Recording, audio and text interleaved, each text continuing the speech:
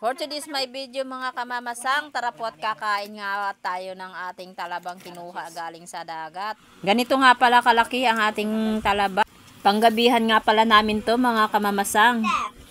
Talaga namang matatakam ka pag ganito ang ulam mo mga ka-idol. Hindi nga pala ako nahirapan magbuka dyan dahil nagbuka na siya. Dahil sa pag-steam pa lang ay talagang tumitical na siya sa kanyang pagkakalaga. Dahil sa mainit na tubig kaya ganun siya. Nakakatuwa naman talaga tong si talaba. Akalain mo pag naiinitan kusang bumubuka. Chares. Hindi nga lang pala yan ang ulam namin. Meron pa kaming segundang ulam. Ito ay bangus na paksiw galing sa kapatid ko na ibinigay. At dahil nga sabik na sabik tayo sa pagkain na ito at bibihira lang natin makain ang ating ganitong klaseng pagkain na talaba at mayroon pang paksiw na bangus. Kadalasan ang ulam namin ay laging tuyo or dry. Kung hindi naman dried, laging itlog halos araw-araw. Kaya kami ay nagkakaroon na ng rashes. Kaya naman pinapakita ko sa inyo at pinagbubulit at pinagmamayabang dahil napakasarap talaga ng talaba na ito at alam kong takam na takam kahit maglalaway din kayo. Katulad ko, sabik na kumain ng talaba. Kaya naman isinulo ko na ang isang kaserolang talaba.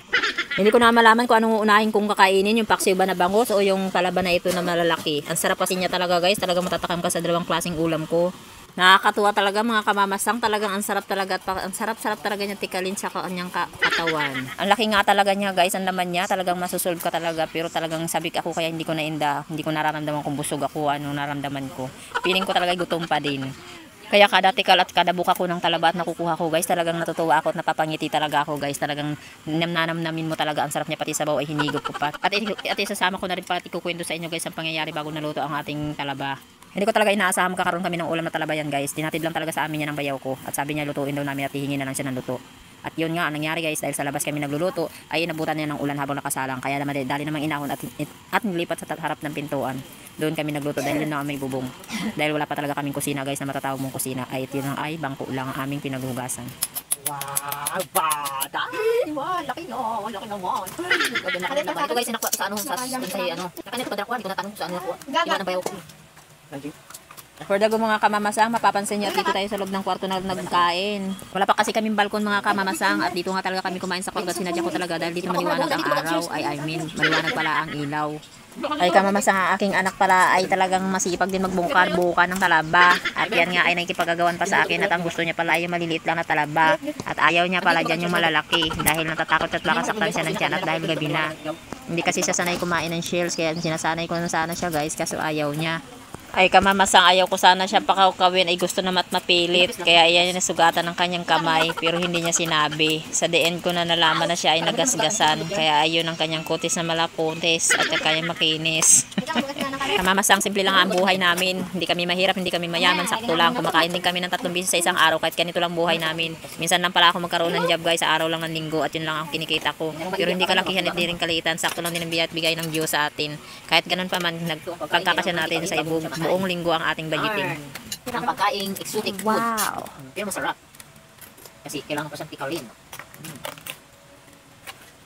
Ay kamamasang, sa part pala ng isda, ipagbubulit ko na sa inyo kung anong paborito ko, yung part ng ulo at yung mata niya na malinamnam, yung maputi niya na lalo na sa bangus. Ang ulo at ang mata niya talaga at lalo na yung utak na sinisip-sip ay talagang masarap, lalo na dadala yung liquid soap niya sa loob ng ice. Ay kayo kamamasang, na-try nyo na bang sipsipin ng ulo ng isda, lalo na yung utak niya na may liquid soap? Ay yung sarap diba? Mararanasan niya at malalasahan niyo kapag sinubukan yung sipsipin ng ulo, ang utak ng isda sa part ng ulo ng isda. At lalo na guys sa isdang paksiw, talaga sa paksiw talaga lalo na may kunting sabaw, may water and mas malamang yung soap niya at lamang yung suka niya at yung anghang.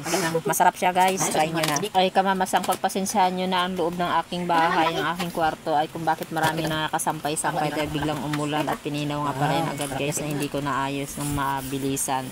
Dahil nag-sit na kami ng pagkain namin at yun nga ay bukas na yan may sasampay pa sa labas dahil kung bibigay ng pagkakataon ng Diyos ay magliwanag at magsikat ang araw ay may lalabas natin at mapapatiyo natin ulit.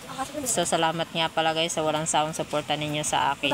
Maraming salamat muli sa aking mga solid followers, sa mga followers and mga viewers and followers ko. Thank you very much sa inyo guys. Sana hanggang sa dulo at huli ay nandun na inyong suporta. At sana naman ay inyong may share ang aking mga video. At suportahan nyo rin ako guys at tayo magsusuportahan. Tayo mga content creator na maliliit ang bahay ay nagsusuportahan. Basta nandyan kayo, nandito din ako. Salamat na marami sa inyo mga kalangga, mga ka-vibes. Maraming salamat. Tara at samahan nyo ako sa aming pagkain hanggang sa uli at pagtatapos. Salamat na marami mga solid supporters. Thank you.